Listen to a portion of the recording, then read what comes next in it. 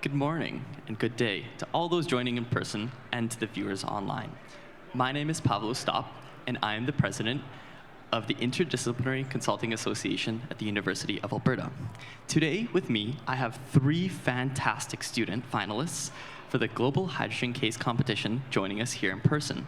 We're going to talk to them a little bit, pick their brains, and have a nice conversation. And towards the end, we'll have a little Q&A where the folks online and anyone sitting here in person can ask and pick the brains of the students. So to get us going, we're going to ask just a little quick question. Could you students tell me a little bit about yourself, give me your name, what you're studying, and how your field of study helped shape your thinking as you've engaged with the hydrogen sector during this competition? So we'll start with Emilio. Okay.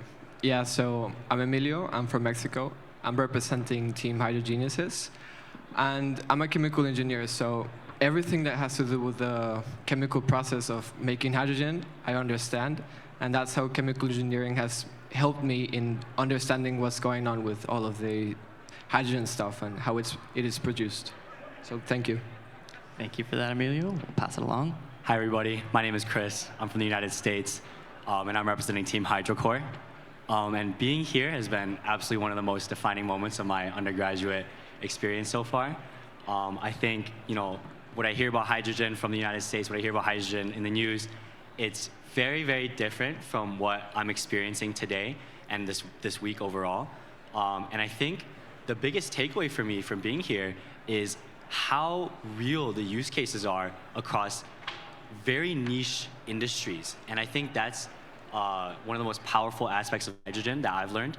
And it really has a place to play in the decarbonization of the global supply chain. And it's something that I didn't know before. So happy to be here. Hi everyone, I'm Medha and I'm representing Canada and I'm majoring in actuarial science and minoring in entrepreneur. So applying both of my fields here, with actuarial science I get to predict kind of the future, if one would like to say it that way, so kind of see where hydrogen is taking us in the next couple of years.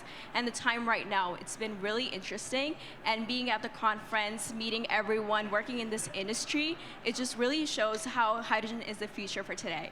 Yeah. Thank you for those introductions, students. As you can all see, we have some fantastic future leaders here with some brilliant ideas. So let's get right into the first question. Since starting the competition and attending the conference, how has your perception of hydrogen changed? And what's maybe something that surprised you or challenged your assumptions that you had before? Maybe we'll start with Emilio. Yeah, so I actually thought that hydrogen integration was many, many years ahead. But now I'm like, there's actually businesses that are already producing hydrogen and using hydrogen for specific applications. So I'm now thinking that maybe I'm living in the future right now. So I'm very excited for that. Thank you. I kind of want to agree with that, and I want to add on to that. Hydrogen in the media is a very revolutionary concept, I think, and it's from what I had a perception of before is this kind of magical technology that has a lot of different use cases, but it's pretty controversial. And you hear stories like Nikola or these other case studies of these hydrogen producers that are, I guess, struggling because there's a bit of misconception about what applications actually entail. But as I touched on earlier, being here, seeing the real life demand and the sectors which are especially suited to use hydrogen to replace the incumbent fuel source, it's absolutely been something that I think, as Emilio said, we are living in the future. Hydrogen is going to be an integral part of the future. Yeah, I agree with you both.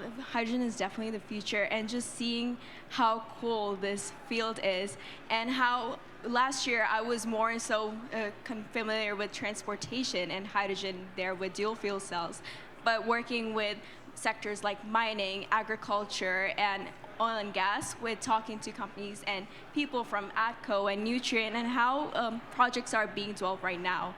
That's been really amazing to see so far, yeah. Thank you for those thoughts. That's really, really great to hear. Something that I found interesting that Chris, you brought up, you said there's a lot of different use cases and they're really fascinating. And as we have such a diverse panel of students, Emilio coming from Mexico, Chris from the US, and Medha from our homegrown Canada, I want to know a little bit about those use cases that you find really fascinating or interesting. Maybe you heard it in the news, maybe you saw it in your hometown. I'd love to hear about your experience with hydrogen. Yeah, so being from the Midwest, it's where I come from, Michigan. It's the heart of the auto industry, and there's a lot of industrial applications, steel plants, like manufacturers, and it's a very emissions-heavy sector that requires a lot of emissions-heavy fuel. So I think one of the most interesting use cases for me, being from that area, is hydrogen for industrial heating applications, like steel making, for example. Again, being from the Midwest, being from the auto capital, low emissions green steel is absolutely something that will need to exist, given that steel demand. Steel's not going anywhere, right? So how are you going to make that green steel? How are you going to build a green future?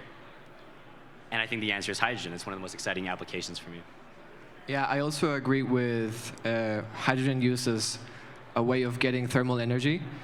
I'm very fascinated at how practical it is to use hydrogen instead of natural gas, because you can actually combust hydrogen the same way as you would natural gas, and also use hydrogen to produce electricity like you would with natural gas. So it's very amazing how ready we are to use hydrogen for specific industrial purposes and everything. Yeah. With my team at SMNR and Co, we're all from Canada, and I would love to say the heart for hydrogen. Just to see how hydrogen can be used to replace fossil fuels and cut down emissions and carbon dioxide outage. I think it's really the future, and to see how us as students with our ideas bringing forward, we can bring our strategies and to help bring it change with fossil fuels emissions. I think it's really amazing to see. Thank you. I'm hoping you guys can see how amazing these students are, because personally I'm learning a lot right now just from their chat here. So thank you so much for those great insights. Really fantastic. So kind of elaborating more on your home countries, your regions, what's the conversation like around hydrogen and clean energy? Where do you see those conversations going? How do you think we could improve those conversations? How could we push those? And specifically between our, three countries, our countries have always been working hard together, and I would love to see further collaboration between them. Yeah. So Michigan, and actually the United States as a whole, just recently released this federal hydrogen hubs program, and Michigan was awarded one of these hub locations. And going to the use cases I mentioned about earlier, being in that industrial heartland area of the United States, I feel like we import a lot of natural gas from Canada right across the border with Ontario, and that's something that is not really necessarily sustainable, both from an emission standpoint and an economic standpoint. So I think there's a lot of conversation about transitioning to cleaner fuels, becoming energy independent, building out these hubs, and integrating them. But of course, the conversation is one that is realistically not happening that much. You have you're completely at risk of the federal government, which, as we all understand today, it's a very volatile environment. But I think the conversation is happening among people in the know, but it's not happening among the general population, and I think that's where some improvements can be made. Yeah, I see that hydrogen is very community-driven here in Canada, which is not the case for Mexico. We're actually very behind everything of what you guys are doing. But yeah, I definitely see the opportunity, especially in the northern parts of Mexico. We are very heavy on natural gas usage. So we can definitely use that as an opportunity to transition to clean fuels with no carbon emissions, because hydrogen definitely is the future. Yeah, I agree with you both. Being from Canada and Sustainability has definitely been a conversation within students, and with programs like this case competition from Edmonton Global, we have opportunities to delve more into it, meet industry experts, and just work on case competitions that kind of go more into this field. And just with the general population, I feel like hydrogen should be one of the top conversations going on right now, as it is the future. So. Thank you. So, as you tackled the case throughout the case competition, you must have learned a lot, and it sounds like you're already very brilliant and learned lots. So, what kind of career paths in hydrogen do you think you could be a good fit for? Maybe someone with your background or your area of study, and do you see yourself working in the hydrogen space? Yeah, given that I'm studying chemical engineering, I can see myself designing the process of how you would produce hydrogen. And you know, I'm definitely excited, like I think about it and how I can partake in the future. So I would be very excited if I get to work in hydrogen, in a hydrogen producing business, so yeah. I study data science. I think I forgot to mention that earlier.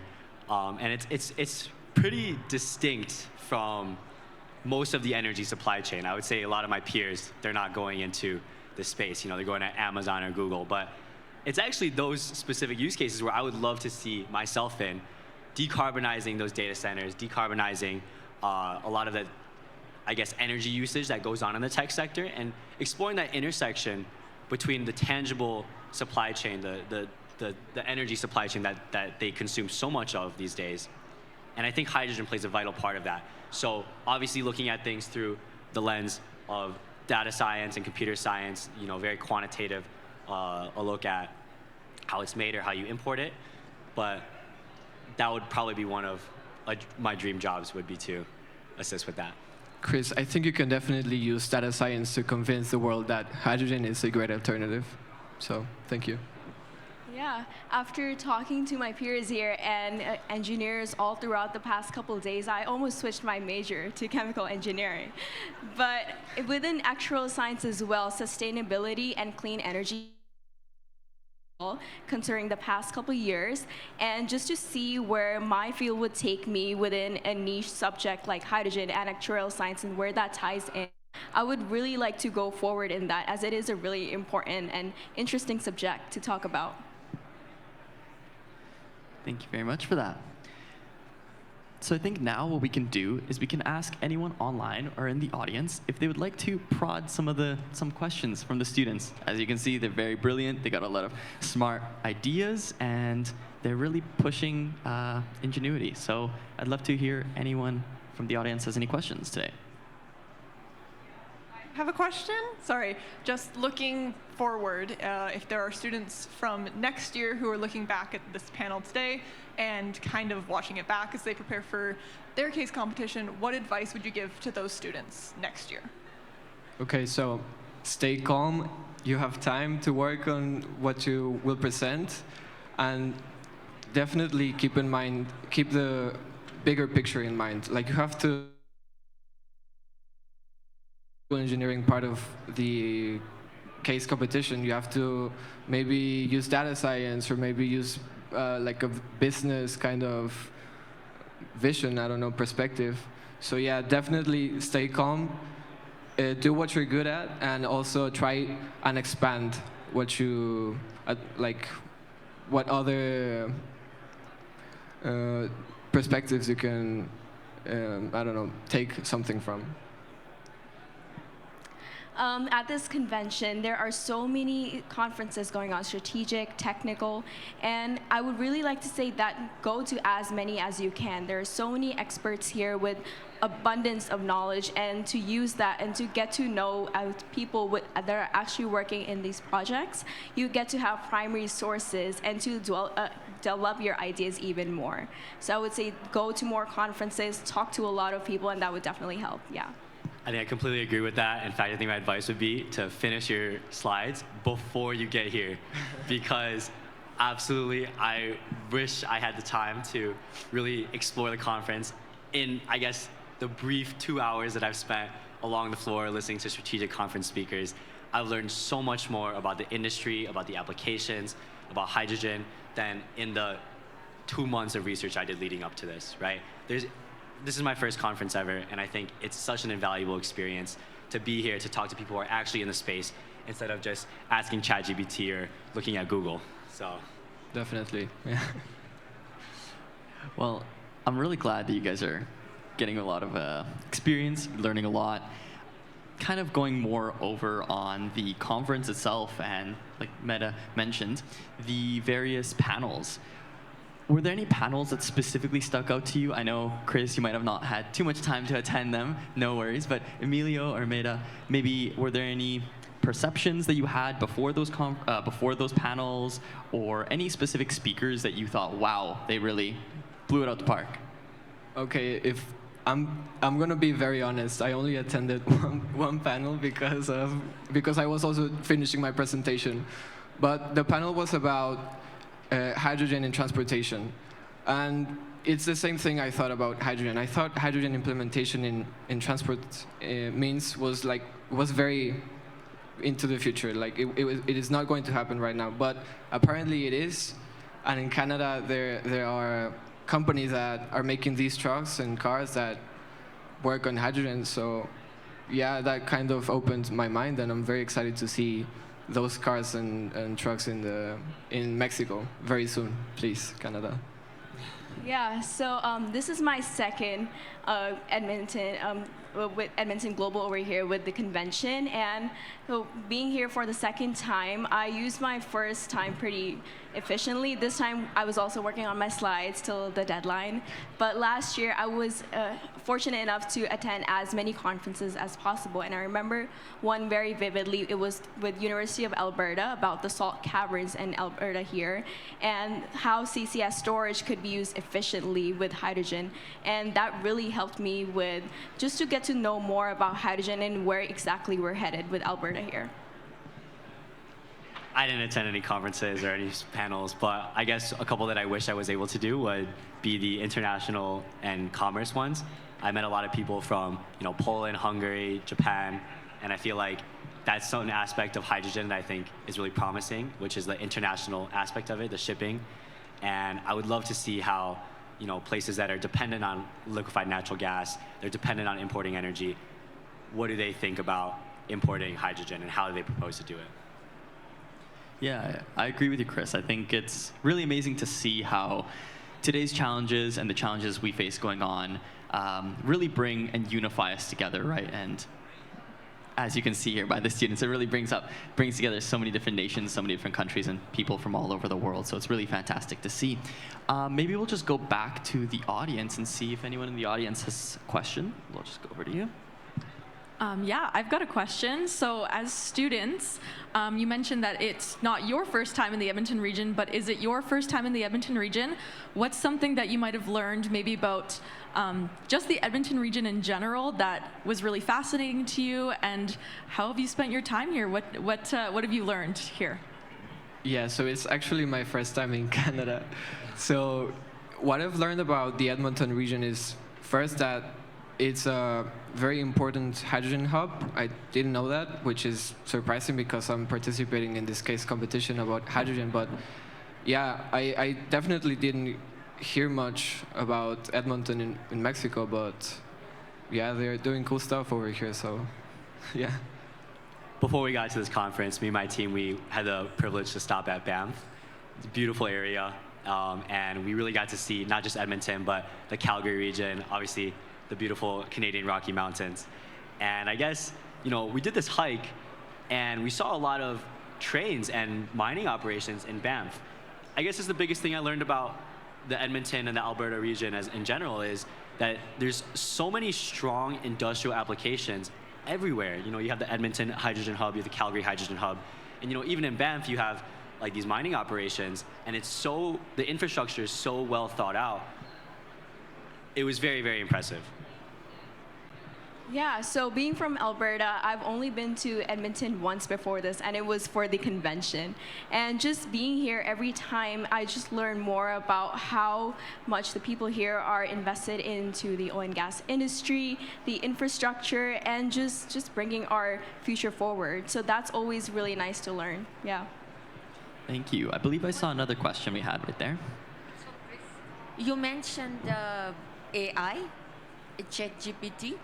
What other channels do you use For like media, for AI? for AI, well, I guess to code, there's this application called Cursor. So I guess I use AI like GitHub Copilot to do a lot of coding. Okay. I would say, other than that, sometimes I like to make AI generated images. It's kind of fun. Okay. Okay, thank you. Emilio or Medha, any AI applications that you yourselves find useful for your personal work or your professional work? Yeah, before this, I was participating in the competition, American Institute of Chemical Engineering, and I used a little bit of ChatGPT to help me write a code in MATLAB that modeled reaction kinetics. So yeah, AI is a very powerful application. Yeah, I had finals right before coming over here, so all throughout last week when I was studying for my stats finals, I was using ChatGPT and Claude, and honestly, best tools out there to study for your finals, yeah.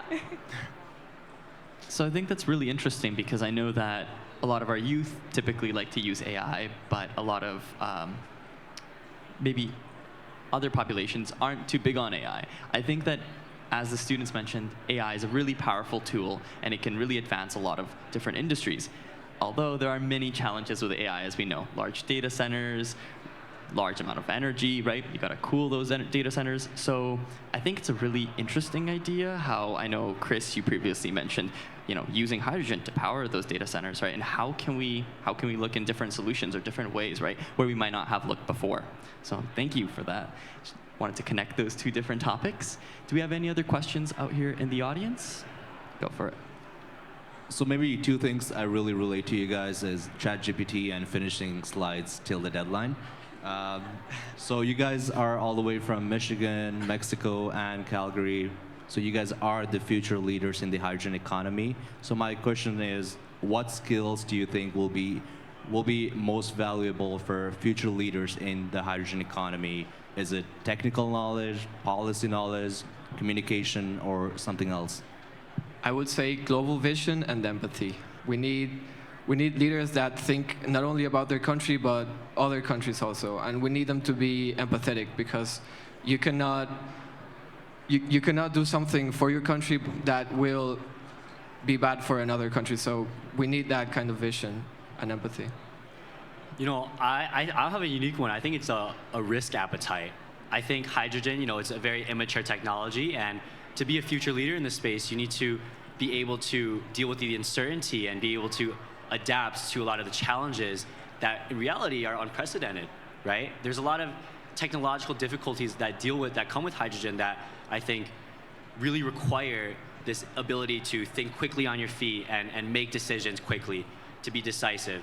And I think, yes, of course, you need to be empathetic. Yes, you need to be have a world vision. It absolutely requires strong business skills, collaborating with experts from different areas of the industry and outside of the industry. But to tie it all together, I think it requires a very strong inherent ability to handle risk, to adapt to it, and to make decisions that mitigate these risks. Yeah, I agree with you both. Empathy is definitely really important in a field like sustainability. We need to look out for each other. We're here together. And as we move forward, we need to see where we're investing into and how that's going to bring our world together.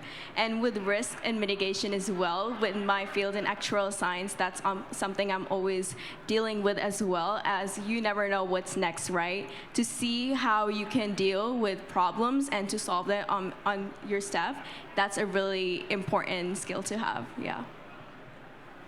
Fantastic, thank you. We have time for one or two more questions. Yeah, Eugene, the sir in front. Thanks for the presentation. As far as this being like an emergent technology, I would disagree. Your great-great-great-grandfather, they all made hydrogen and they put them into Zeppelins. They flew them. There you could have a unit that had cabins, 70 cabins for 70 people with bathrooms and waters and cooks and smoking rooms, and also they used them during the war to bomb London, right? Like, very versatile machine. You'd fill it up and would use next to no power to go. It would just flow with the air. 3 days to Europe, around the world in 6, right? So they knew how to capture it, how to store it, pressurize it. Why are we going through the process of redoing all of that?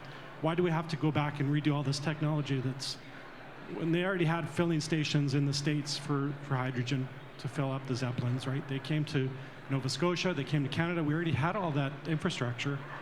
They had gas plants all over the place for it. So they could even hook them up to a hotel. So you take the Zeppelin to New York, you tie it to a building to the top, and you could let people out, back in. Like, it was an amazing technology. Why are we going back and having to redo this?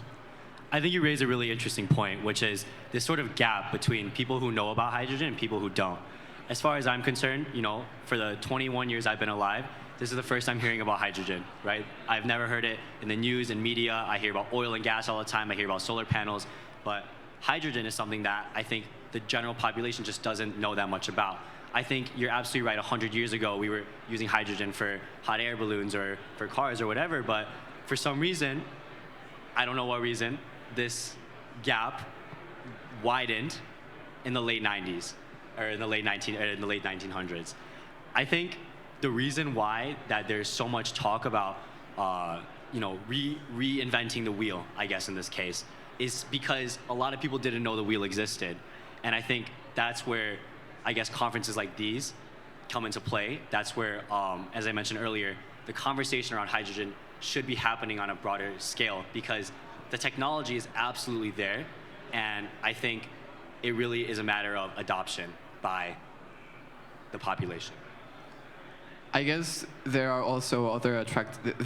other attractive alternatives, such as carbon fuels.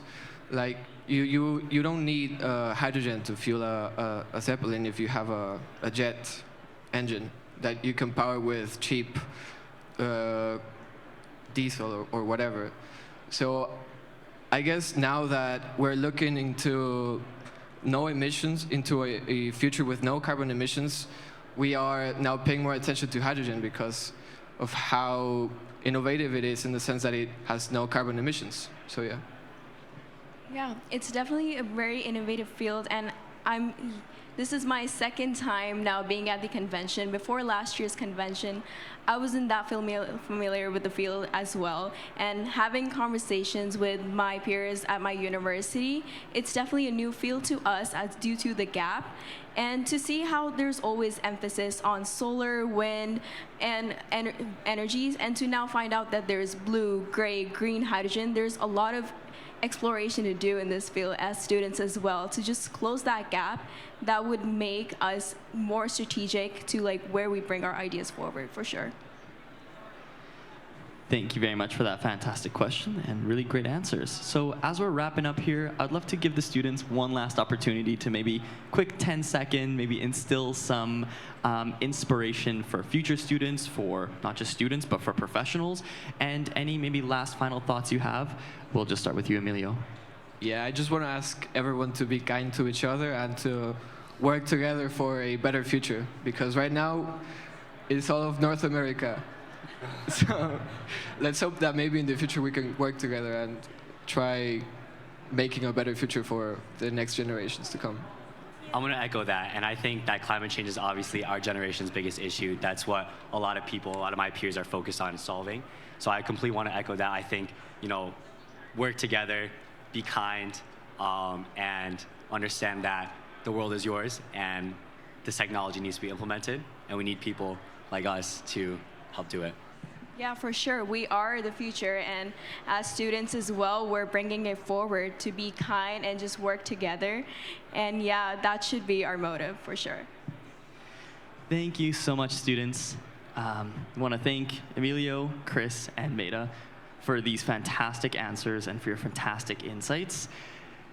I don't know about you, but I sure am excited with people like this in the world, and the future is definitely on and is definitely today. So with that being said, I would like to once again thank our 3 fantastic students, thank all the people in the crowd here, and thank you, the viewers online, for joining today. With that being said, this concludes this session. The next session will be beginning at 11:40, and it is called Position to Lead, Advancing Canada's Hydrogen Economy on the World Stage. Thank you, and have a great day.